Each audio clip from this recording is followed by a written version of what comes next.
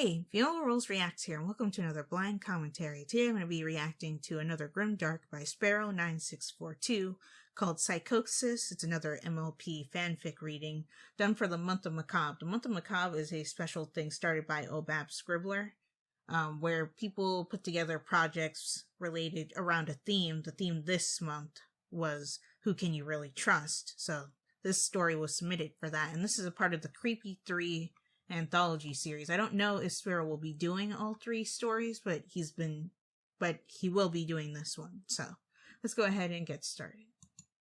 I like the intro. Is this the new Month of Macabre intro? Because Scribbler always provides one. Yep. Nice, I like it.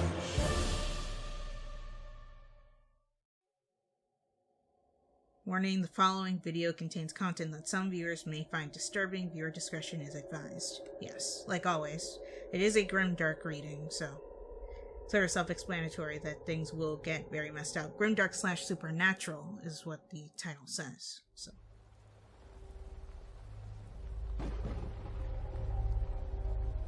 And then Sparrow's own intro, of course.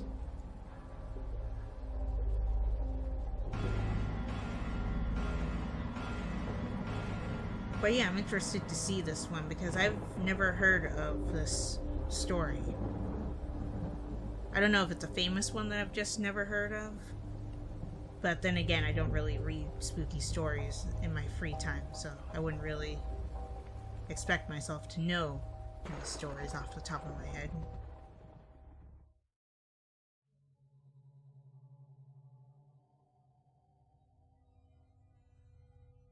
Psychosis. Written by Cracked Inkwell. Story 3 of the Creepy 3, an anthology series. Okay, so this was story 3. And I saw in the comments that Sparrow said that the three anthologies are not linked in any way. So that's the reason why he picked out this one, because you don't have to know the other two. Between the warmth of Equestria okay, so this is outside the Crystal Empire. There is nothing between the towering, snow-covered mountain range that stretches east to west. All year long, temperatures are always kept at a freezing rate. Even in the summer months, the temperature never goes above the point of thawing. Some consider this stretch of land as some of the loneliest places in the world, as there is nothing up there except snow, rock, and wind. The terrain is dangerous enough. Before the railroad, it would take ponies months to cross, and at great risk to themselves from starvation, hypothermia, or simply getting lost in the veil of eternal winter. But despite all the dangers attached to the border of Equestria and the Crystal Empire, there were some brave thrill-seekers who were attracted to the isolation and adventure. If anything, of course it was the very reason that this pure snow upon its mountainsides attracted skiers, as they provided a challenge among the unmarked territory. Such was the case for a group of friends that decided to spend their vacation among the slopes of the icy wilderness.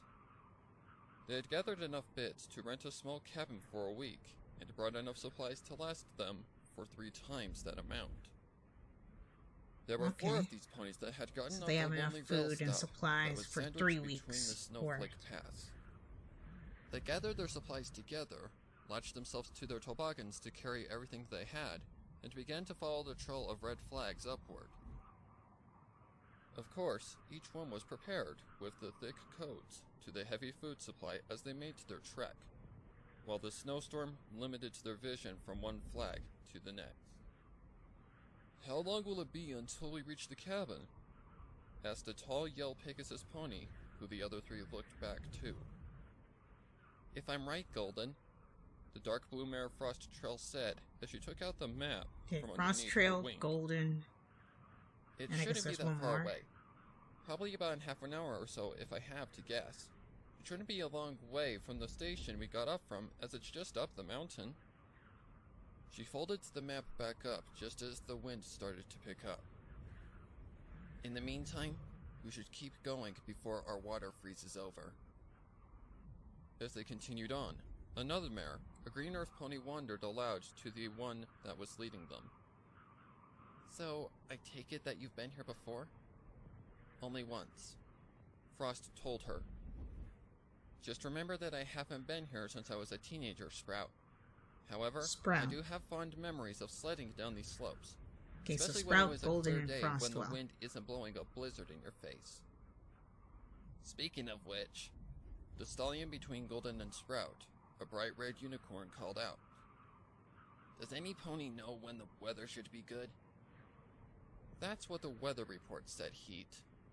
Frost said. Heat. Okay. It's supposed to be like this until after midnight tonight.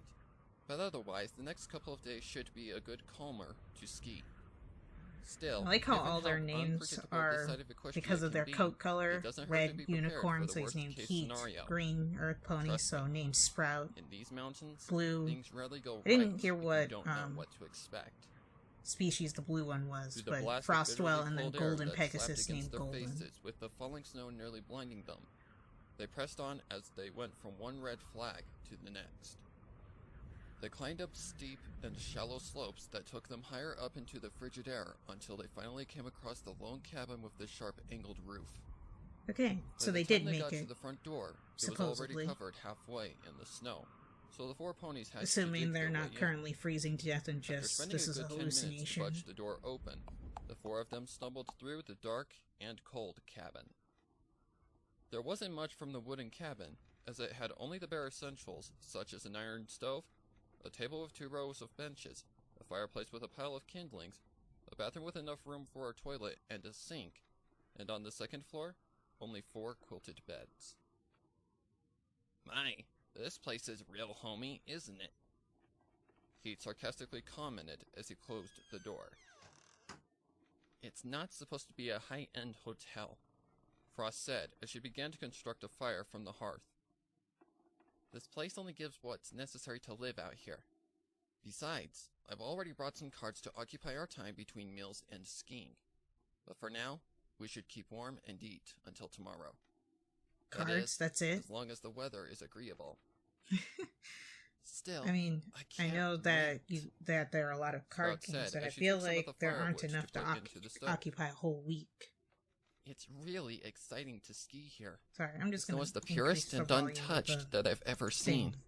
No crowds around, no limitations. I can't wait when we get out there tomorrow.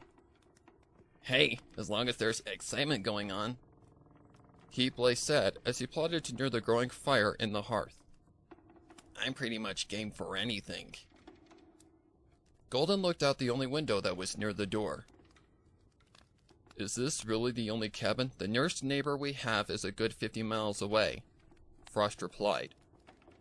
Which means that although we'll have some fun going down these slopes, we can't get too cocky because the train only comes here once at noon if you flag it down. Sure, I brought my first aid kit, but if things get serious, well, it'll just screw things up. But besides the train and some pony coming by to restock the kindling once a month, is what you're saying? Yeah, we're pretty much on our own at this point.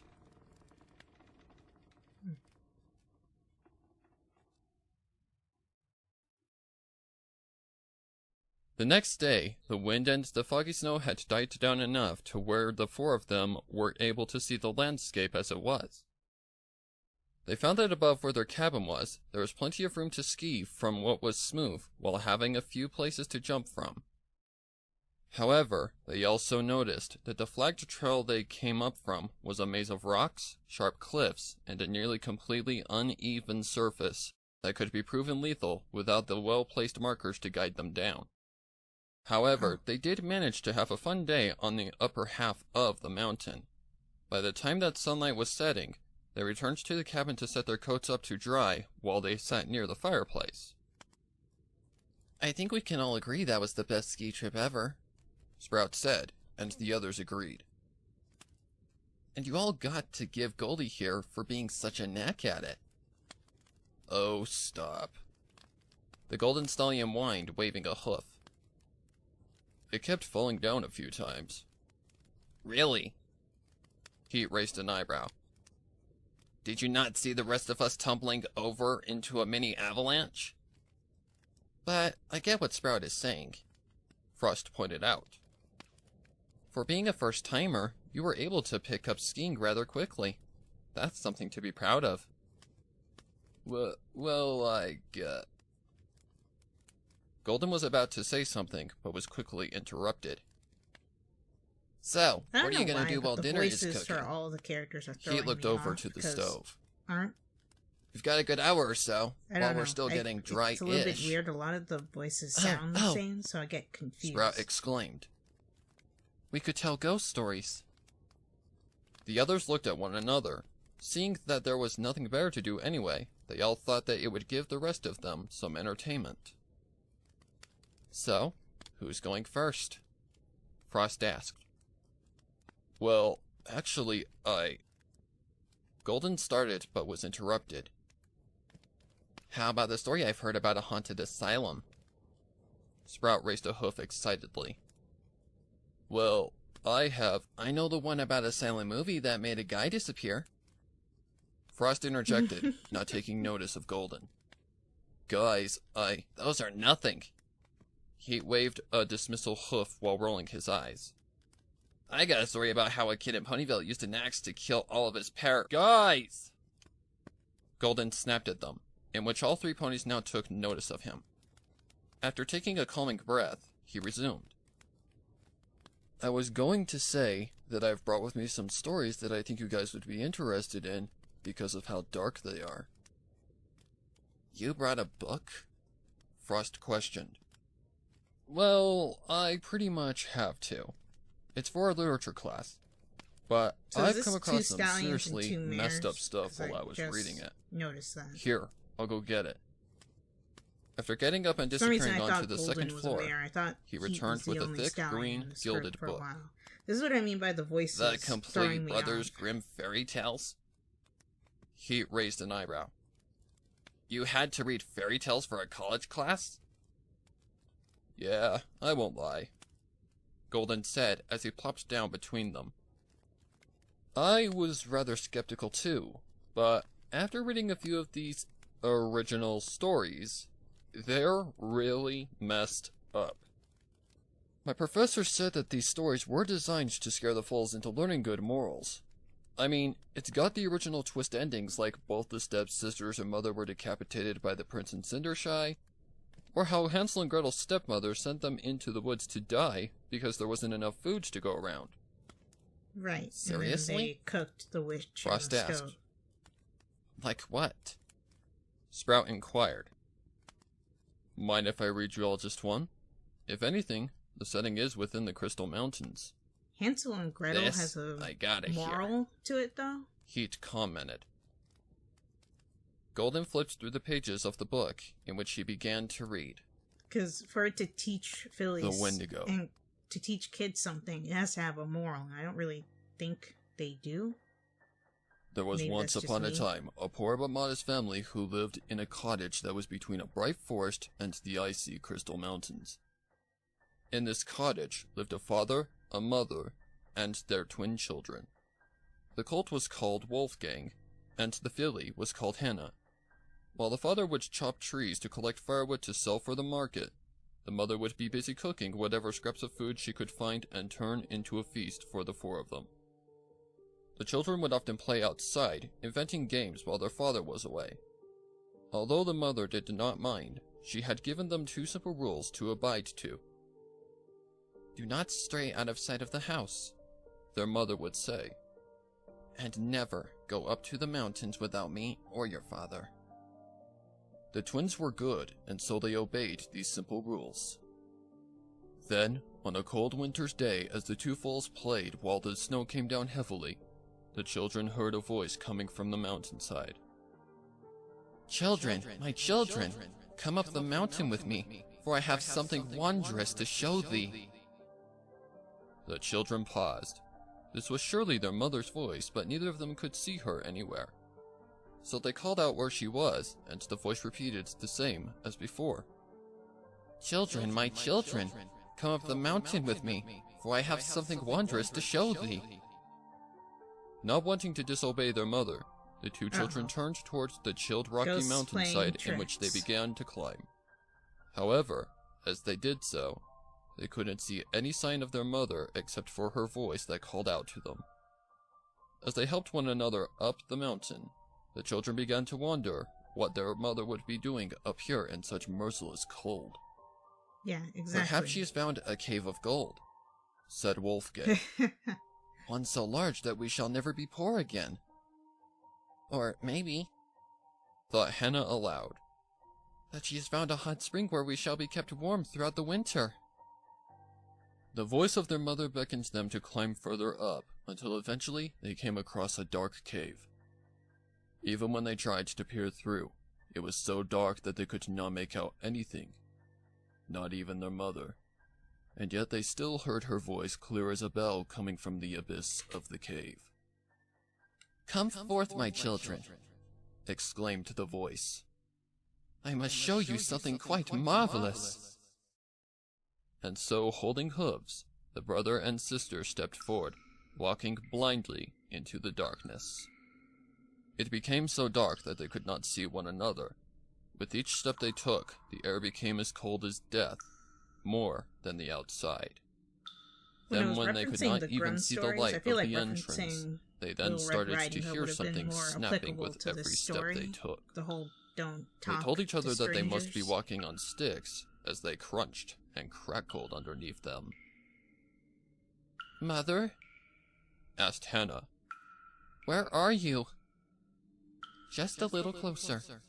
But I guess Hansel and Gretel The was two chosen children because it's a paused. mother, father, and While then it was two indeed children the voice in of it. their mother that echoed off the cavern walls, there was something not quite right with it, as if another was whispering loudly at the same time she spoke. Why are you in the dark?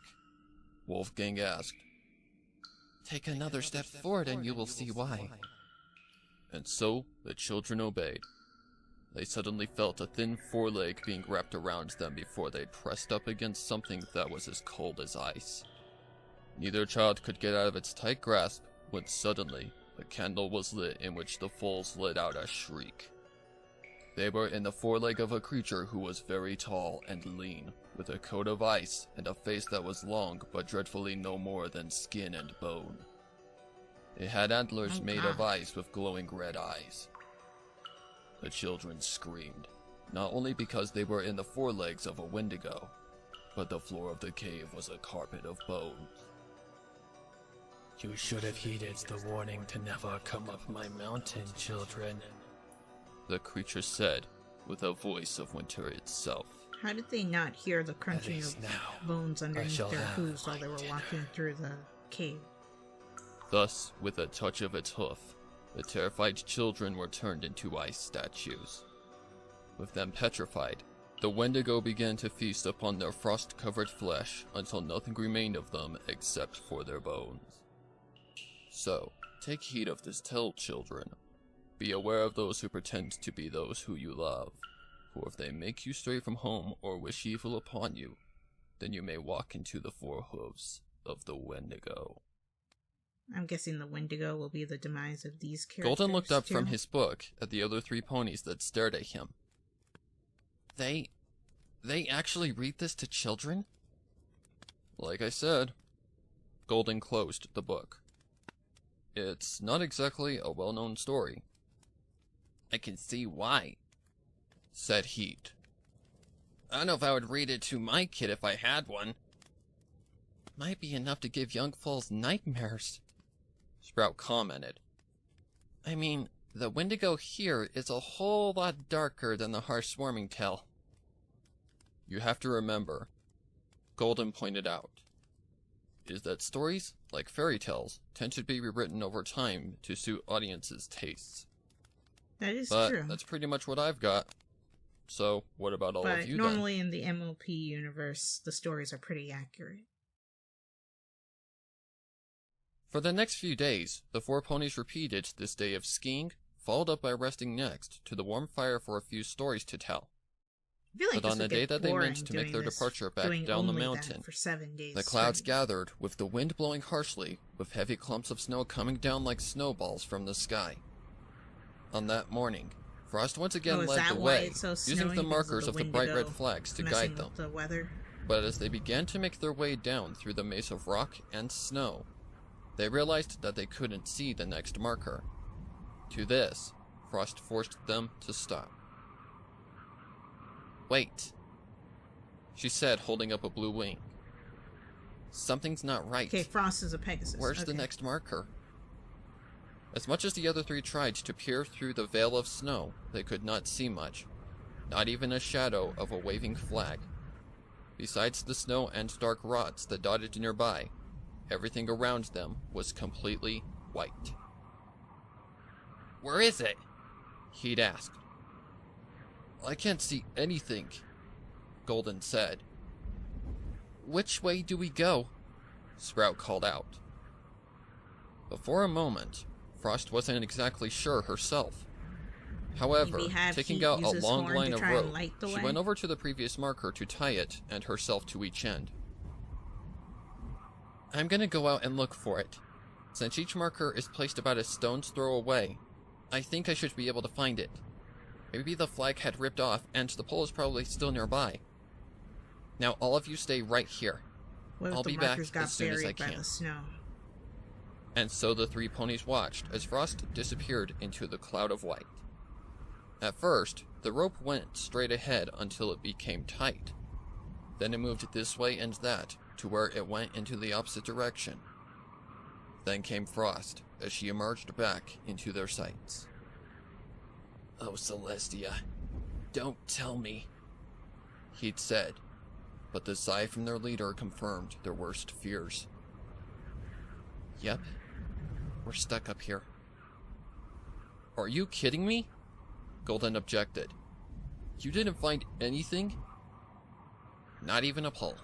Either it's been buried in the snow, or something has broken it off, because I couldn't find a thing, even with me flying around."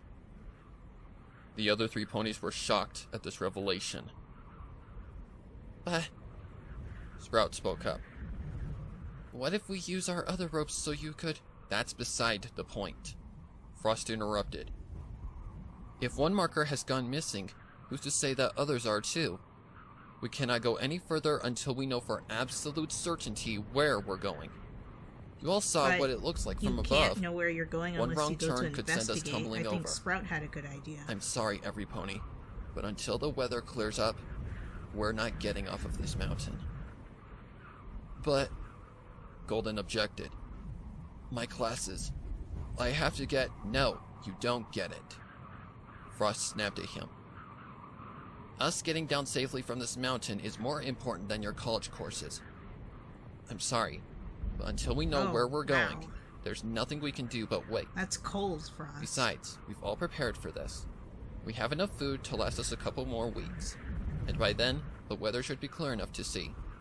But for now, we have to turn back."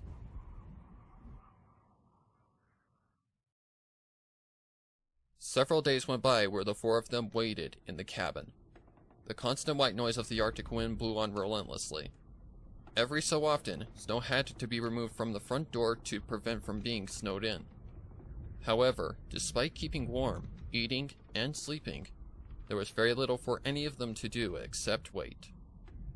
Wait for the thick veil of winter to be lifted like I again. said, those cards aren't. But as the days went by, it became evident that it might not come to pass for a very long time.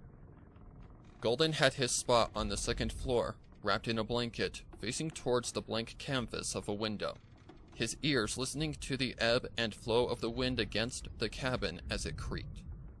Beside him on the bed was a bowl of half-eaten stew, the same kind that he had yesterday and the day before.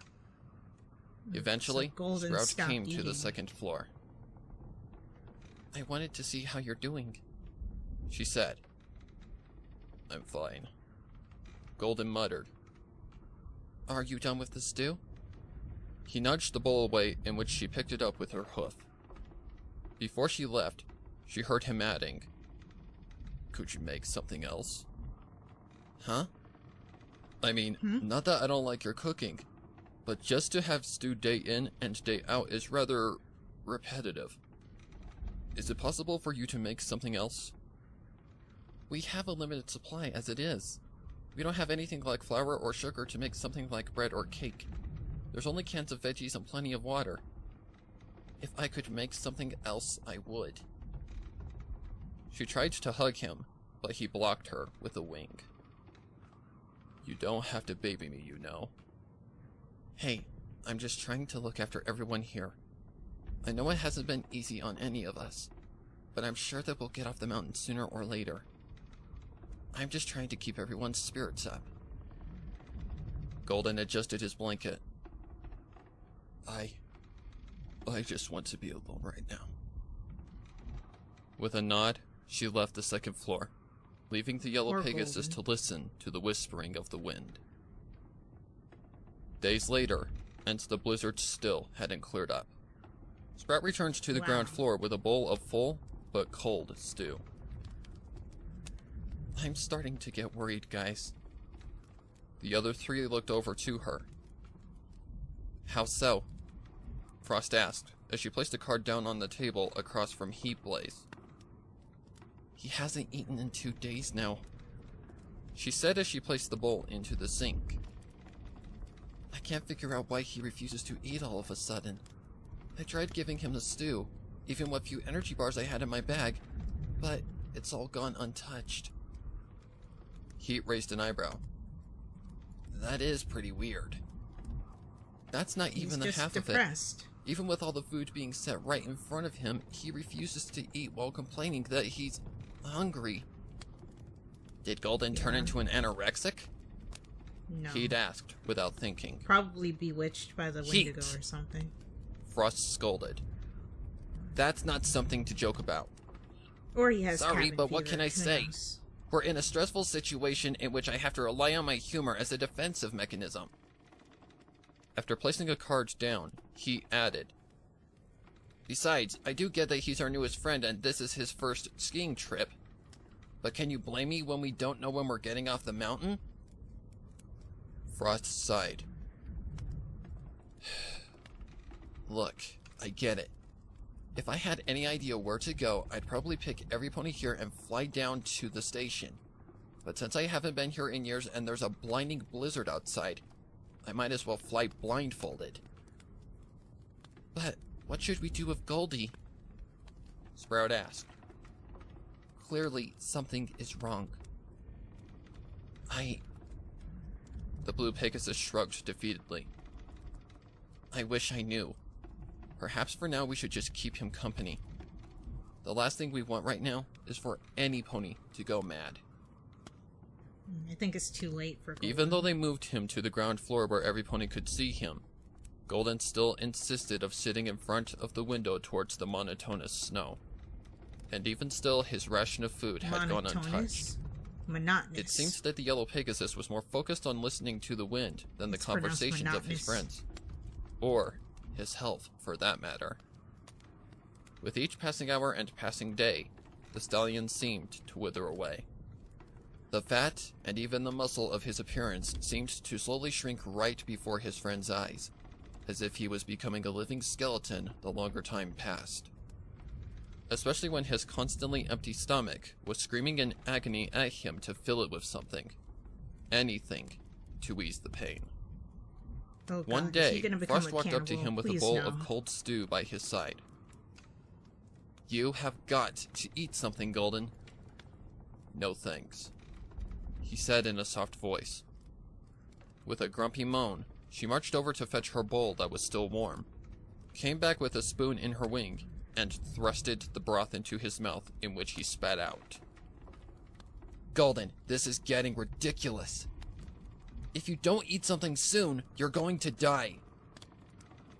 The stallion at last looked up to her with shrunken eyes. You don't think I know that? He asked, barely above a whisper. Of course I want to eat. I couldn't think of anything else for the past week or so. Then why in Celestia's name don't you? At first, Golden didn't respond as the cabin became silent except for the wind outside. Just not that. He gestured a weak hoof to the cold bowl. It's become disgusting to me that I just can't eat it. I know you all want to help me, but I've been craving something else that we don't have here. Something more robust. Something hearty. Something... Oh boy. cold. What? Cold. Huh? Golden blinked. Sorry? What did I say? Yeah, You he's wanted definitely something bewitched. cold? He looked up with confusion. Did I say that? Why would I say that? Frost put a hoof to his forehead and froze. Celestia, you're freezing. Crap, this isn't good.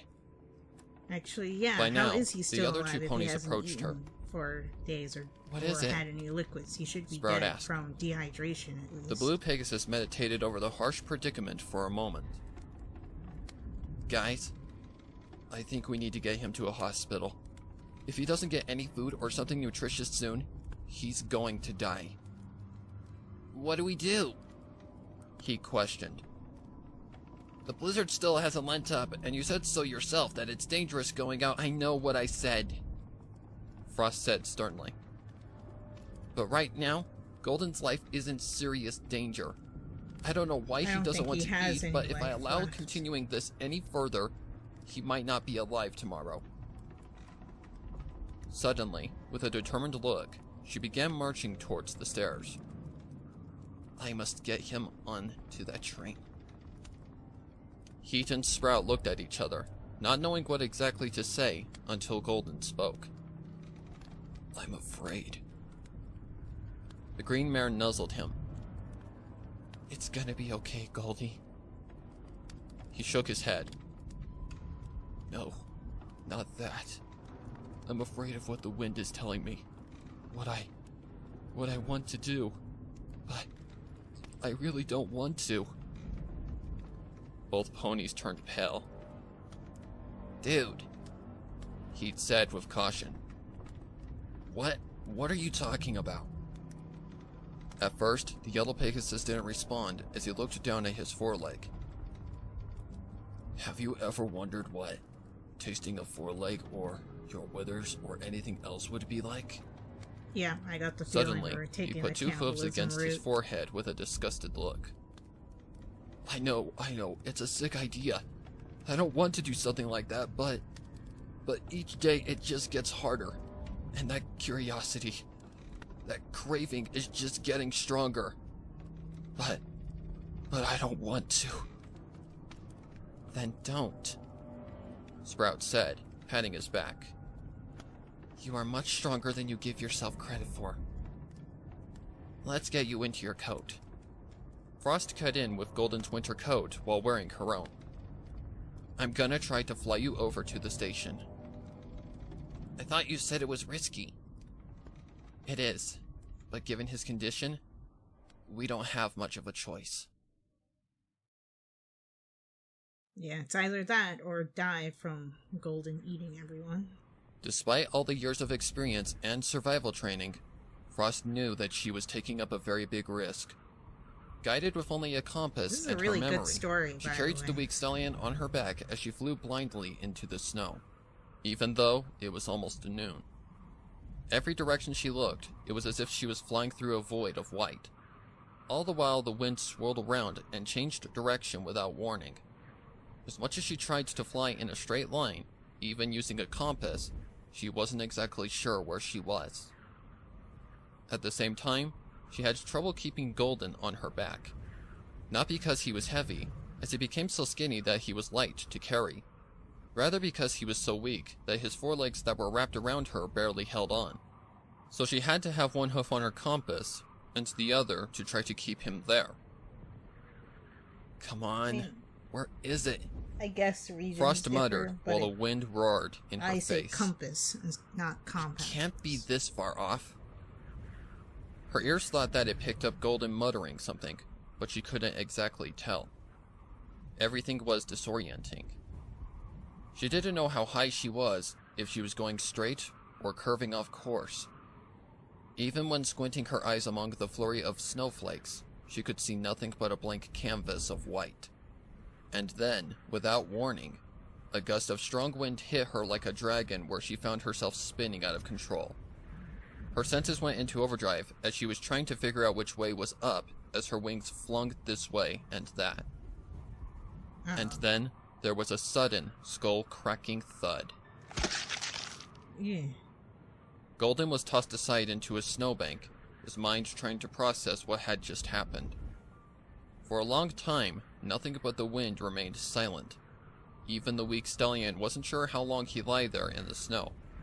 However, when he did get up, he saw the vivid color of dark red splattered upon the white snow and the black rock.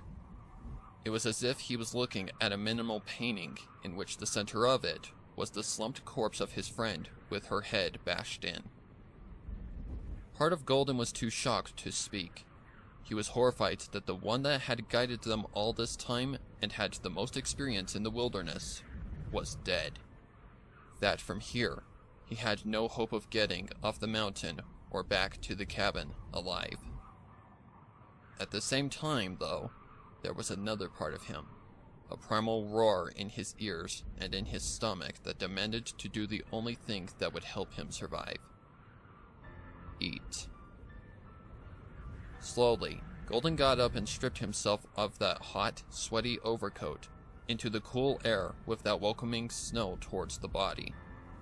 As much as part of him was horrified of what he was about to do, he was so hungry, so empty, and the frosted flesh of the mare seemed inviting. He lifted up an iced foreleg, and whispering an apology to Frost from what little civilized part of him that was dying, he took a bite, and another, and another, and another.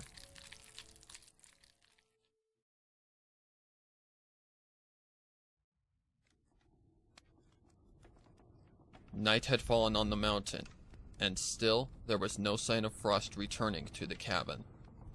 Heat and Sprout could do nothing but wait by the fire, wrapped in blankets, silently worrying about what was taking their friend so long and if she managed to find the station. Unfortunately, she didn't. What if she's not coming back? Heat asked. Oh, don't think like that. Sprout patted his back. This is Frost we're talking about. She's been in worse situations before, and I'm sure that she'll come back here any time now. Yeah. The stallion adjusted his blanket. If only we knew where she was right now. Then, a moment later, their ears picked up something above the wind outside. At first, neither of them could make out what it was, but bit by bit, they realized they were hearing a voice. Help! Heat! Sprout! Help me! Heat instantly got up. That's Frost! Grabbing Sprout by the hoof, he dragged her to fetch their winter clothes. We've got to help her! The two of them rushed to put on their hats, overcoats, and scarves before galloping outside into the night, armed with nothing except a pair of lanterns. Frost! Heat screamed. Frost, oh, where are because you? the Wendigo can imitate voices. Come okay, here. That's right. Forgot about that. So into the frigid night, they began to head down the mountain. They would call their friend's name, in which the only reply to it was, "Come here." But as soon as they got closer to the source of the voice, there was something off about it. While it did sound like Frost's voice, every time they heard, "Come here," it was getting slower and deeper with each call. At one point, into the maze of cliffs and slopes, Sprout stopped Heat. Wait! She pointed her lantern off to the side. What's that? Her light touched a figure in the darkness. He cast his lantern onto it too as the two got closer, and when they were able to make out what it was, they gasped in horror. There was a shallow grave of snow of what remained of Frost. For they found there among the overcoat that was torn off of her, what remained of her was nothing but a pile of blood-soaked bones. Oh, Celestia! Sprout screamed, and her voice echoed into the night. What happened to her? He'd asked in a state of shock. Wait. If she's here, then who was calling for help? Come here. Both of them froze as they heard Frost's voice again. This time, it was coming from right behind them. Then, in Golden's voice, it added, "And allow me to feast."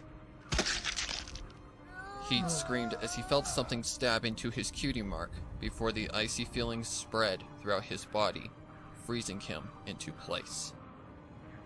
Sprout quickly turned around, and she too screamed as she saw the pony she knew as Golden. And at the same time, it also wasn't him to be behind her. His coat had become a ghostly pale yellow to the point that it was nearly white. He somehow became unnaturally taller that seemed to tower over her. Yet the face of Golden looked demonic, with a longer face that held a skeletal, blood-stained grin. Antlers of ice that pointed down like spears at her. But the worst of all was the eyes, as they were corpse-like blue. The last thing that went through her mind as the creature froze her over with a jab of his antler before turning to her petrified friend to begin feasting was a single word. One that knew what Golden had now become upon the slopes of the lonely Crystal Mountains. Wendigo. Wow.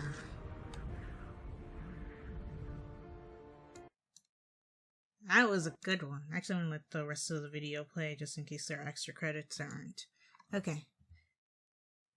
That was a really good story. I wasn't expecting Golden to become the Wendigo, though. That was a nice twist. But yeah, I really enjoyed this story. It was a great Month of Macabre video, and I know that Sparrow has more Month of Macabre stuff coming out, so I'll be reacting to those as well. Check out Sparrow's channel in the description below. And if you guys enjoyed this video, be sure to like, comment, share, and subscribe, and I'll talk to you guys next time.